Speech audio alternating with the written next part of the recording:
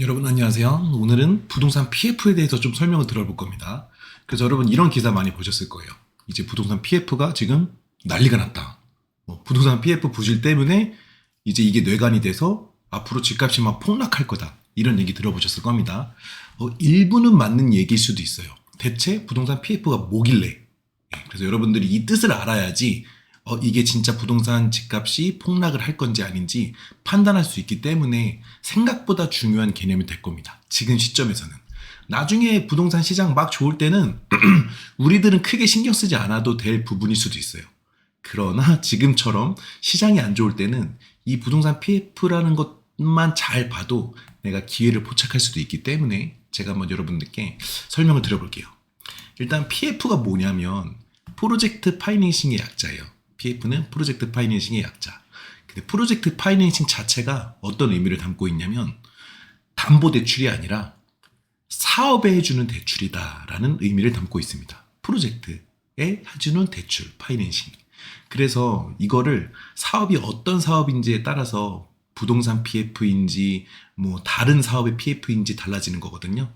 근데 사실은 우리가 정말 될 거라고 확신하는 사업이 얼마나 있겠어요. 그래서 우리나라에서는 대부분의 PF는 부동산 PF입니다. 부동산 사업에만 그나마 대출해 줄 수 있는 그 담보가 확실하니까 대부분 우리나라에서 PF는 다 부동산 PF다.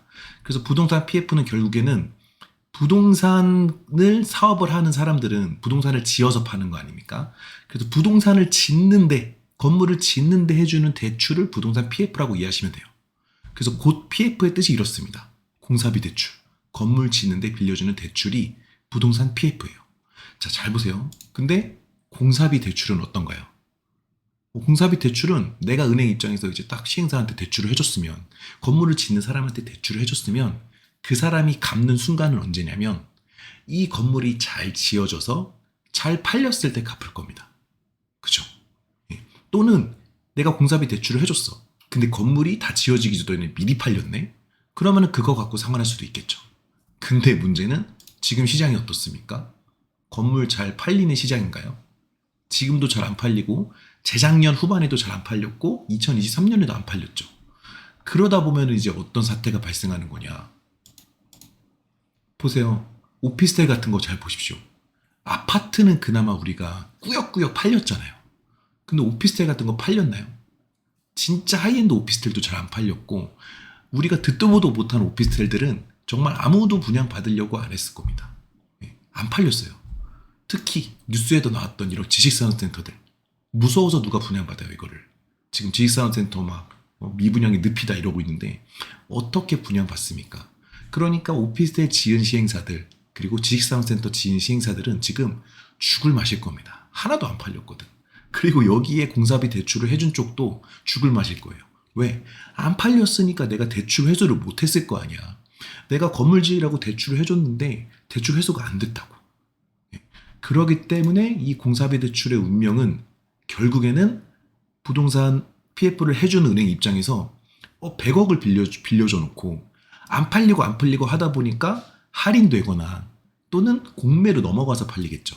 근데 공매로 넘어갔다는 것 자체가 제값 받기가 어렵다는 뜻이거든요. 제값에 안 팔리고 나면 100억 대출해주고 원래 딱 200억에 팔려서 100억은 내가 온전히 상환받는 거였는데 100억 대출해주고 200억에 팔려야 될 게 80억에 팔려버리는 겁니다. 그렇게 되면 나는 원금 회수가 안 되는 거예요. 은행 입장에서. 그럼 손실이 얼마예요? 100억 빌려주고 80억 받으면 손실 20억. 이렇게 되는 겁니다. 그러면은 이제 금융기관 입장에서 어떻게 돼요? 야, 이거 부동산 PF 대출 무서워서 못 해주겠다 라고 하면서 지금 수많은 금융기관들이 부동산 PF 대출을 못 해주고 있습니다. 그나마 아파트 짓는다고 하면은 해줄 법한데 아파트 지을 때는 은행들이 다 알아서 PF 대출을 해주고 사실 저축은행이나 새마을금고처럼 은행보다는 조금 공격적이지만 은행만큼의 자본력은 없고 은행만큼 금리를 맞춰줄 수 없는 이런 곳들은 오피스텔이나 빌라 같은 거 부동산 PF 대출을 해주면서 먹고 산단 말이에요. 근데 오피스텔이나 빌라에는 도저히 못 해주겠는 거예요. 다 부실나는 거 봤으니까. 지식사업센터 PF 대출 못 해주죠. 부실나는 거 봤으니까. 그러다 보니까 이제 대출을 안 해주죠. 그러면은 시행사 입장에서는 어떻습니까? 대출을 안 해주잖아. 아니 내 현금 1천억 들여가지고 건물을 지을 수 있어요? 그렇게 자본력이 되지가 않는데. 그렇기 때문에 메이저 시행사가 아닌 수많은 시행사 시공사들은 이제 건물을 무서워서 못 짓는 거지. 무서워서 못 짓는 것도 있고 자금이 없으니까 PF 대출을 해줘야지 건물 지을 자금이 생기는데 그 자금이 없는 거예요. 그러면 어떻게 되나요, 여러분? 공급 부족. 예. 더 이상 자금이 들어오지 않아서 시행사나 시공사들이 집을 못 지어. 그렇게 되면은 공급 부족으로 가는 겁니다. 그나마 분양가가 굉장히 싸게 나온 아파트들은 완판이 잘 되니까 그것들은 지어지겠지. 그런데 분양가가 높거나 또는 그 아파트를 대체할 수 있는 뭐 오피스텔, 빌라 이런 것들은 지금 부동산 PF 대출이 안 나오잖아요. 아파트 PF 대출은 나온다고 하더라도. 그러면은 그나마 대체할 수 있는 그 부동산 오피스텔 또는 빌라 이런 것들이 안 지어진단 말이죠. 그러면은 어떻게 됩니까? 가뜩이나 지금 시장이 안 좋아가지고 아파트도 지금 시행사들이 못 짓고 있었잖아. 그래서 향후 2년 동안 공급이 굉장히 부족한 곳들이 있을 거예요. 아파트가 안 지어지는 곳들이 있을 거라고. 근데 거기에 그나마 대체할 수 있는 것들이 빌라랑 오피스텔이었는데 이제 이것들도 지어지지 않고 있다.